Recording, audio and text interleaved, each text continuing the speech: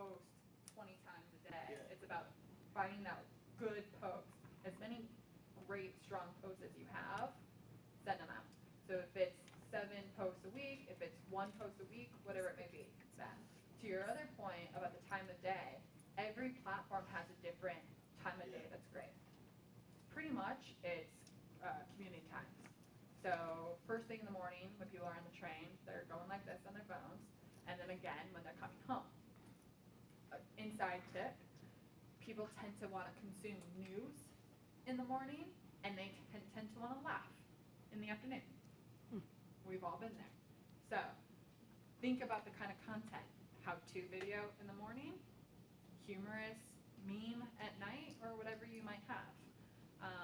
So that's an opportunity. So if you have 2 great pieces of content a day, that's one way you break it up. Or if you only have 1 piece of content a day, and it happens to be more newsy, educational, you send that one out at 9 o'clock on Monday, and then your next post is Tuesday at 5 o'clock. So you can vary it all the time. You do not want to post at the exact same time every day, because it'll be like a robot. People will just know, oh, got the post again. It's that time again. You kind of feel like that too. Exactly. When you scroll and then this person on your newsfeed about 7 times, and then you missing somebody that you really want to, see. Exactly. And you search, and then like 2 days later, they post something, special or something.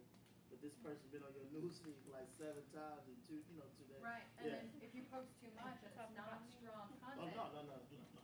someone's going to unfollow you. And so you want to make sure that you're posting really great, strong content to make sure you don't get those unfollows. Yeah. Cool.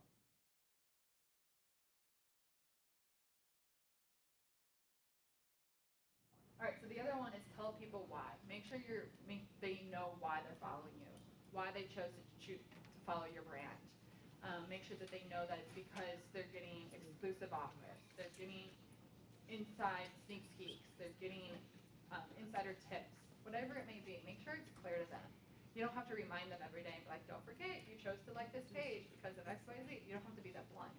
But make sure it's clear. Make sure that if you have a sign at the salon and you are encouraging people to like you, make sure that you're explaining why. Make sure that they know why they're sticking around.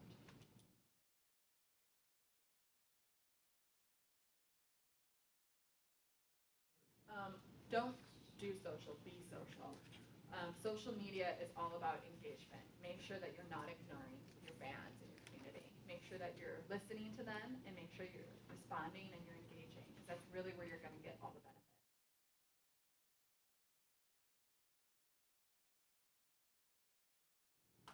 And then don't forget to tell your story. Figure out how to tell it in a visual way, because those visuals are going to be able to go so far for you guys, because that's what social media has really turned into, is this visual landscape.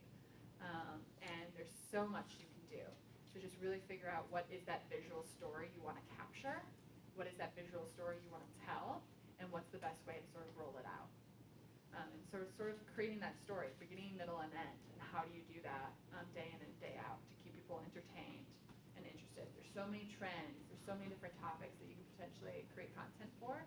It's just trying to constantly think